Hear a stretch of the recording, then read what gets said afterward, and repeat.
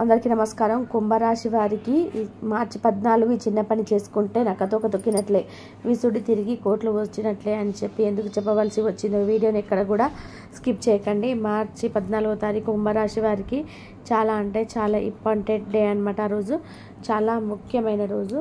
అసలు మార్చి 14 ఏది చేయాలి, ఏది చేస్తే జాతక దోషాలు పోతాయి, అంతేకాకుండా పట్టిందల్లా బంగారం అవుతుంది కానీ ఎంత తెలుసుకుందాం. కుంభరాశి వారు మార్చి 14 ఏ చిన్న పని చేస్తే నక్కతోక తొక్కినట్టే అని చెప్పి చెప్తాను, జాగ్రత్తగా వినండి. ఇప్పుడు మనకు వస్తున్న మార్చి 14 తారీఖు చాలా అంటే చాలా ముఖ్యమైన రోజు. మార్చి 14 శుక్రవారంతో కలిసి వచ్చిన రోజు. అది ముఖ్యమైన రోజు అని చెప్పి ఎందుకు చెప్పవలసి వచ్చిందంటే, అసలు కుంభరాశి వారి యొక్క మనస్తత్వం తెలుసుకుందాము. కుంభరాశి వారు చాలా అంటే చాలా మంచివారండి. వారికి అంత మంచి మనసు ఉండడం వల్లనే ఇప్పుడు ఈ వీడియో వారి కంట పడింది అని చెప్పి మనం చెప్పుకోవచ్చు అనమాట. ప్రత్యేకించి కుంభరాశి వారికి ఎందుకు అంటే గనక అది కూడా చెప్తాను. మనం ఎన్ని కష్టాలు చేసుకున్నా, ఎన్ని కష్టాలు పడినా, ఎన్ని నష్టాలు మనకు వచ్చినా కానీ, ఎంత అదృష్టం మనకు కలిసి వచ్చినా కానీ, దీనంతటికీ కూడా మనకి ఉన్న ఆవగింజంత అదృష్టము మనకి ఎక్కడో ఒక సుడి తిరిగి మనకి ఎక్కడో ఏదో ఒక కొంచెం కలుసుబాటుతనం ఉంది కాబట్టి అది మన వెంట పడుతుంది. ఈ సుఖాన్ని అనుభవిస్తున్నాం, మనం ఈ అదృష్టాన్ని పొందుతున్నామని చెప్పి మన మనసుకు అనిపిస్తుంది. కొంచెం ఇప్పుడు కాకపోయినా ఎప్పుడైనా అనిపిస్తుంది. అది నిజంగా కుంభరాశి వారికి ఇలా అనిపించింది అంటే నిజంగా వాళ్ళు చాలా అదృష్టవంతులు. ఎందుకంటే కుంభరాశి వారు చాలా మంచివారు. ఎదుటి వారి కష్టాల్లో ఉన్నారు అంటే కనుక వారు ఆ కష్టం నుంచి బయటపడవేయడానికి వీరికి ఎంత నచ్చినా నచ్చకపోయినా కానీ వారు ఆ కష్టం నుంచి బయటపడాలని చెప్పి, ఆ కష్టం నుంచి వారిని ఎలాగైనా కానీ తప్పించాలి అని చెప్పి వీరి సాయశక్తిలా ప్రయత్నించే వరకు సహాయపడతారనమాట. అంతేకాకుండా అందరు బాగుండాలి, అందరు బాగుంటేనే కదా వారిలో మనం సంతోషంగా ఉండగలుగుతాము. ఈ మాట వాస్తవమే కదా. అందరూ బాగుంటే అందరు నవ్వుతూ ఉంటారు, అప్పుడు మనం కూడా హ్యాపీగా ఉండవచ్చు. అందరు ఏడుస్తూ ఉంటే మనం ఒక్కరమే నవ్వుతూ ఉంటే ఏడ్చేవాళ్ళు ఏమనుకుంటారు, వీళ్ళు చాలా అదృష్టవంతులు, వీళ్ళు నవ్వుతున్నారు అని చెప్పి అనుకుంటారు. అప్పుడు మనకు జీస్తే ఆ నవ్వు ఎంతో కాలం ఉండదు, పక్కన వాళ్ళ ముందు చూడలేకపోతారు అనమాట. అటువంటి దౌర్భాగ్యపు ప్రపంచంలోనే మనం బతుకుతున్నాము ఒక మాట చెప్పుకోవాలనుకుంటే. అయితే కుంభరాశి వాళ్ళు చాలా మంచి మనస్తత్వం కలిగిన వారు. కుంభరాశి వారికి ఏదైనా కానీ ఒక పని అప్పచెప్పాము అంటే ఆ పని 100% సక్సెస్ఫుల్ అవ్వాల్సిందే. వారు దానికోసం ఎన్ని ఎఫర్ట్స్ పెడతారు అంటే కనుక ఆరోగ్యాన్ని లెక్క చేయరు. అంతేకాకుండా ఎంత పని ఉన్నా కానీ అన్నిటినీ మేనేజ్ చేసుకొని దాన్ని 100% సక్సెస్ఫుల్గా పూర్తి చేయడం కోసం చాలా కృషి చేస్తారనమాట. అంత పట్టుదల ఉన్నవారనమాట. ఇంకా అంతేకాకుండా కుంభరాశి వారు ఏదైనా కానీ ఒక నిర్ణయం తీసుకుంటే ఆ నిర్ణయానికి కట్టుబడిపోయి ఉంటారు. చాలా డిసిప్లిన్గా ఉంటారు, చాలా క్రమశిక్షణగా కలిగి ఉంటారనమాట. అందరితో అడావిడిగా మాట్లాడేసేయడము, ఏది పడుతుందో చెప్పేసేయడము, ఎలా పడితే అలా ఉండడము, ఊరికూరికనే నవ్వడము, ఎక్కిలితనంగా బిహేవ్ చేయడము, ఇవన్నీ కూడా చేయరు. చాలా డీసెంట్గా ఉంటారు. మిగతా రాసుల వారితో పోల్చుకుంటే కుంభరాశి వారికి క్రమశిక్షణతో పాటు డిసిప్లిన్ కూడా చాలా చాలా ముఖ్యం అన్నమాట. ఏదైనా కానీ ఎక్కడ ఎంతవరకు ఎలా మాట్లాడాలి, ఈ పని చేస్తే ఎంతవరకు నాకు ఉపయోగం కలుగుతుంది, ఇక్కడ ఈ మాట మాట్లాడితే వారు దాన్ని రిసీవ్ చేసుకుంటారా చేసుకోరా, ఒకవేళ చేసుకోకపోతే నాకెందుకు, నా పనిలో నేను ఉండడం బెటర్ కదా, ఇలా ఆలోచిస్తుంటారనమాట. వీరి ఆలోచన తీరు అనేది చాలా తెలివిగా ఉంటుందన్నమాట. ఇక వీరికి దైవారాధన అంటే చాలా మక్కువ అనమాట. అంతేకాకుండా ఇష్ట దైవాని కోసం ఇష్ట దైవాన్ని ప్రతి నిమిషం మనసులో తలుచుకుంటూ ఉంటారు. ఏ చిన్న ఇన్సిడెంట్ జరిగినా, గుడ్ ఆర్ బ్యాడ్, మంచి లేదా చెడు, ఏ చిన్న ఇన్సిడెంట్ జరిగినా కూడా వెంటనే తన దైవానికి చెప్పేస్తుంటారు. థ్యాంక్ యూ సో మచ్ అని చెప్పి ఇష్ట దైవం పేరు తలుచుకొని అలా చెప్పేసుకుంటారనమాట. వీరి కుటుంబం అంటే చాలా చాలా విలువ అనమాట. ఏదైనా కానీ ముందు కుటుంబానికి ఎక్కువ ప్రిఫరెన్స్ ఇస్తారు, కుటుంబాన్ని ఎక్కువగా వాల్యూగా చూసుకుంటారు. తర్వాతే పక్కవారు, ముందు నేను, తర్వాత నా కుటుంబం, తర్వాత పక్కన వాళ్ళు. ఇలా తెలివైన వారు తీసుకుంటారు ఇలా నిర్ణయాలు. చాలా చాలా అంటే చాలా తెలివైన వారు. ఎదుటి వారిని కూడా ఇట్టే ఆకర్షిస్తారు. మీరు రూపం కానీ, మీరు రంగు కానీ ఏ విధంగా ఉంటుందంటే ఎదుటి వారిని ఇట్టే ఆకర్షించేటట్టుగా ఉంటుందన్నమాట. ఎదుటివారితో వీరు మాట్లాడే లైఫ్ స్టైల్ కానీ, ఎదుటివారిని ఆకట్టుకోవడానికి చేసే పని కానీ ఏదైనా కానీ వీరి చుట్టూ నలుగురు ఉంటారని చెప్పుకోవచ్చు. కాకపోతే ఎక్కువ స్నేహం చేశారు ఎందుకంటే వీరికి ఎవరిని నమ్మాలి అని చెప్పి అనిపించదు. ఇప్పుడున్న ప్రపంచాన్ని చూస్తున్నారు కాబట్టి ఎవరు ఏది చెప్పినా కూడా అందులో ఏదో ఒక స్వార్థం ఉంటుంది కదా. ఇది మన కోసమే ఎందుకు చెప్తున్నారు, వారి స్వార్థం కోసం చెప్తున్నారా, మనం ఎందుకు వినాలి, నాకు నచ్చింది నేను చేసుకుంటా, అది నాకు ఎంతవరకు ఉపయోగమో అంతవరకు నేను దాన్ని ఉపయోగించుకుంటాను, అది నాకు తెలుసు కదా, ఏది ఏమైనా నాకు తెలుసు కదా, నాకు ఒక మంచి మనసు ఉంది, నేను దాని గురించి ఆలోచించగలను, అది నాకు ఎంతవరకు ఉపయోగపడుతుందో అంతవరకు నేను తీసుకోగలను. ఇలా ఈ టైప్ ఆఫ్ వ్యూలో ఉంటుందన్నమాట వారి యొక్క మనస్తత్వం అనేది. ఇలా క్వశ్చన్స్ వేసుకుంటారనమాట. నిజంగా చాలా అంటే చాలా తెలివైన వాళ్ళండి.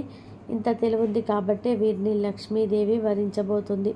అవునండి, నక్క తొక్క తొక్కినట్లే అని చెప్పి ఎందుకు చెప్పాము అంటే కనుక మార్చి 14వ తారీఖు శుక్రవారం లక్ష్మీదేవి అమ్మవారి పుట్టినరోజు అనమాట. అంటే లక్ష్మీ అమ్మవారి జయంతి.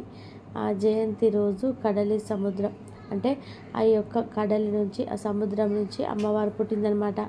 ఇక అమ్మవారు పుట్టినరోజు ఎవరైతే గుర్తు పెట్టుకొని ఆ రోజు అమ్మవారిని ఇష్టంగా పూజించుకుంటారో, పాల కడల నుంచి పుట్టింది కదా తల్లి, ఆ తల్లి మన దగ్గరికి వస్తే మనకు సర్వ సంపదలు వచ్చినట్టే. మనకు సర్వ సంపదలు అంటే ఏంటి, 1, 2 కాదు.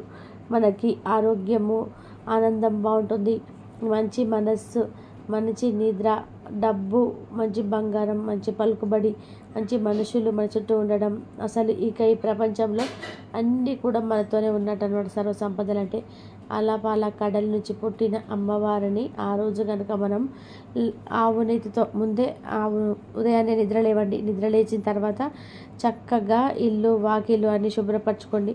ఎక్కడ శుభ్రత ఉంటే లక్ష్మీదేవి స్థిర నివాసం ఉంటుందండి. ఎక్కడైతే గొడవలు ఆడుకోవడం ఇంట్లో, ఎక్కడైతే ఇల్లు చెండలంగా గలీజ్గా ఉంచుకోవడం, ఎంగిలంట్లు ఎక్కడెక్కడ పడేసుకోవడం, ఇల్లంతా రోతగా పెట్టుకోవడము, ఇంట్లో కేకలు, అరుపులు, చిన్న పెద్ద తేడా లేకుండా ఏడుపులు, ఆడవాళ్ళు ఏడుపులు, ఇవన్నీ ఉంటే అక్కడ లక్ష్మీదేవి ఉండదండి.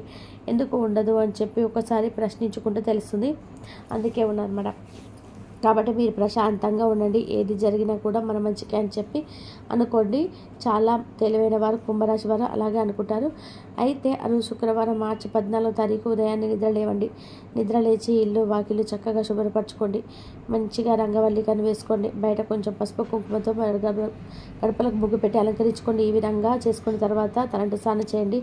ఒక్కరోజు తలంటు స్నానం చేస్తే సరిపోతుంది. తర్వాత రోజును చేయకపోయినా పర్వాలేదు.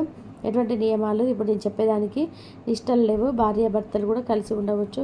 ఆ ఒక్కటి అర్థం చేసుకుని ఒక పీరియడ్ టైం, ఆడవారికి ఒక పీరియడ్ టైం తప్ప మిగతా పనులు ఎప్పుడైనా సరే చేసుకోవచ్చు. ఇంకా శుక్రవారం నుంచి స్టార్ట్ చేసి చూడండి, ఒక వారంలో డిఫరెన్స్ తెలుస్తుంది. అయితే ఏం చేయాలంటే అమ్మవారి జయంతి రోజు అమ్మవారిని తలుచుకొని చక్కగా ఆవు నెయ్యితోటి కానీ నల్ల నువ్వులతో కానీ దీపారాధన చేయండి అమ్మవారికి. ఆ విధంగా దీపారాధన చేసుకుంటూ ప్రసాదం నైవేద్యం ఏం పెట్టాలంటే కనుక అరటిపళ్ళు కానీ ఎండు ద్రాక్ష కానీ నైవేద్యంగా పెట్టండి. లేదు ఏమీ లేదనుకోండి, మన మనసునే నైవేద్యంగా సమర్పించండి అమ్మవారికి. అమ్మవారు అది పెట్టి ఇది పెట్టని కూడా అడగదండి. మన మంచి మనసునే నైవేద్యంగా సమర్పించుకుని సరిపోతుంది. ఇక ఆ రోజు ఏం చేయాలంటే మీకు కుదిరితే లక్ష్మీ సహస్ర స్తోత్రం కానీ, విష్ణు సహస్రనామ స్తోత్రం కానీ, లక్ష్మీ అమ్మవారి యొక్క సహస్రనామ స్తోత్రం కానీ, విష్ణు సహస్రనామ స్తోత్రం కానీ చదువుకోండి. తర్వాత మర్చిపోకుండా సర్వమంగళ అమ్మవారి యొక్క అష్టోత్తర నామాన్ని చదువుకోండి. ఈ 3 కూడా మీరు చదువుకునేసరికి దీపారాధన చేసి 3 చదువుకుని మీకు 45 నిమిషాల సమయం పడుతుంది. తర్వాత మీరేం చేయాలంటే కనుక అమ్మవారికి అంటే ఈరోజు ఇలా చేసేసుకుంటారు, హారతి ఇచ్చుకుంటారు, పూజ అయిపోతుంది. రెండో రోజు కూడా ఇలా చేయండి. ఇలా ఒక వారం రోజు చేసుకొని చూడండి. ఇప్పటి వరకు మీ జీవితంలో ఎటువంటి కష్టాలు నష్టాలున్నా కూడా, బాధలున్నా, డబ్బు నిలవడం లేదనుకున్న డబ్బుకు సంబంధించి ఎటువంటి సమస్యలు ఉన్నా కానీ ఆ సమస్యలన్నీ క్రమేపీ తగ్గుకుంటూ వస్తాయన్నమాట. అలా తగ్గుకుంటూ కనీసం రోజు చేయలేకపోయినా ప్రతి శుక్రవారం చేసుకోండి. రేపు మార్చి 14 నుంచి స్టార్ట్ చేసుకోండి, మొదలు పెట్టుకోండి. వారం అయితే తేలికగా చేసుకోవచ్చు. అమ్మవారికి కూడా శుక్రవారం అంటే ఇష్టం కాబట్టి అమ్మవారికి శుక్రవారం చేసుకోండి, వారం చేసుకోండి. 2 వారాలు చేసేటప్పటికే అమ్మవారు మీ పైన ఎలా కర్ణ కటాక్షాలు చూపిస్తారు అంటే మీరు చేస్తున్న ఉద్యోగంలో ఖచ్చితంగా సక్సెస్ ఉంటుంది. మీరు చేస్తున్న వ్యాపారంలో మీకు అభివృద్ధి ఉంటుంది. ఆర్థికంగా మీకు బాగా లాభంగా ఉంటుంది. కుటుంబ పరంగా చాలా బాగుంటుంది. సంతాన పరంగా చాలా బాగుంటుంది. భార్యాభర్తల మధ్య మంచి అనుకూలత ఉంటుంది. మీరు 1కి 4 పనులు మొదలు పెడతారు. ఏదైనా ఒక బిజినెస్ స్టార్ట్ చేస్తే దానికి సంబంధించిన ఒక 4-5 బిజినెస్ స్టార్ట్ చేస్తారనమాట.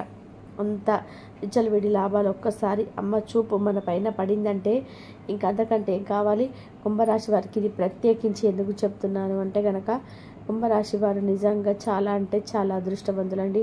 వారికి ఉన్న మంచి మనసుకి, వారికి ఉన్న మంచి తెలివితేటలకి, వారికి ఉన్న జాలి గుణానికి, వారికి ఉన్న ఇటువంటివన్నీ అంటే వారు ఏదైతే ఒక ప్రాబ్లం వస్తే దాన్ని చాలా ఈజీగా తీసేస్తారనమాట. ఆ ప్రాబ్లమ్ని మనిషికి కష్టం వచ్చినప్పుడు ఆ కష్టాన్ని ఇష్టంగా భరించాలి. కష్టం వచ్చినప్పుడు ఏమో కుంగిపోవడం, సంతోషం వచ్చినప్పుడు ఏమో కుంగిపోవడం, ఇలా ఉండకూడదు. ఒక బ్యాలెన్స్ లైఫ్ని రీచ్ చేయాలి. అలా కుంభరాశి వారికి చాలా చాలా చక్కగా చేస్తారు. కాబట్టి మీరు ఇది ఒక్కటి చేసుకొని చూడండి. చెప్పినట్టుగా కుంభరాశి వారు మీరు పట్టిందల్లా బంగారం అవుతుంది. మీ తలరాతనే మారిపోతుంది. మీ సుడి తిరిగిపోతుంది. మీకు లక్షలు కాదు కోట్లు వచ్చి పడతాయంటే నమ్మండి. ఖచ్చితంగా అమ్మవారి మీద నమ్మకం ఉన్నవారు ఈ పరిహారం అయితే చేసుకోండి. పరిహారం కూడా కాదు, జస్ట్ చిన్న పూజ అనమాట, అంతే. చేసుకోండి. ఆనందంగా ఉండండి జీవితంలో మీకు. కాబట్టి మీరు ప్రశాంతంగా ఉండండి. ఏది జరిగినా మనం మంచిగా అనుకోండి. చాలా తెలివైన వారు కుంభరాశి వారు అలాగే అనుకుంటారు. అయితే శుక్రవారం మార్చి 14 తారీఖు ఉదయంనే నిద్రలేచి ఇల్లు వాకిళ్ళు చక్కగా శుభ్రపరచుకొని మంచిగా రంగవల్లికలు వేసుకోండి. పసుపు కుంకుమతో గడపలకు ముగ్గు పెట్టి అలంకరించుకోండి. ఈ విధంగా చేసుకున్న తర్వాత తలంటు స్నానం చేయండి. ఒక్కరోజు తల స్నానం చేస్తే సరిపోతుంది. తర్వాత రోజు నుంచి చేయకపోయినా పర్వాలేదు. ఎటువంటి నియమాలు లేవు ఇప్పుడు నేను చెప్పేదానికి. నిష్టలు లేవు. భార్యాభర్తలు కూడా కలిసి ఉండవచ్చు. ఒకటి అర్థం చేసుకుని ఒక పీరియడ్ టైం అంటే ఆడవారికి ఒక పీరియడ్ టైం తప్ప మిగతా టైంలో ఎప్పుడైనా చేసుకోవచ్చు. రేపు శుక్రవారం నుంచి స్టార్ట్. ఒక వారం రోజులు మీకు డిఫరెంట్ తెలుస్తుంది. అయితే ఏం చేయాలంటే అమ్మవారి జయంతి రోజు అమ్మవారిని తలుచుకొని చక్కగా ఆవు నెయ్యితో కానీ నల్ల నువ్వుల నూనెతో కానీ దీపారాధన చేయండి అమ్మవారికి. ఆ విధంగా దీపారాధన చేసుకుంటూ ప్రసాదం నైవేద్యంగా ఏమిటంటే పెట్టాలంటే అరటి పండ్లు కానీ ఎండు ద్రాక్ష కానీ నైవేద్యంగా పెట్టండి. లేదు ఏమీ లేదనుకోండి, మనసుని ప్రశాంతంగా మనసుని నైవేద్యంగా సమర్పించండి. అమ్మవారి ఇది పెట్టు అది పెట్టాలని కూడా అడగదండి. మన మంచి మనసు నైవేద్యంగా సమర్పించుకున్న సరే. ఇక ఆ రోజు ఏం చేయాలంటే మీకు కుదిరితే లక్ష్మీ సహస్ర స్తోత్రాన్ని కానీ విష్ణు సహస్రనామ స్తోత్రం కానీ నేను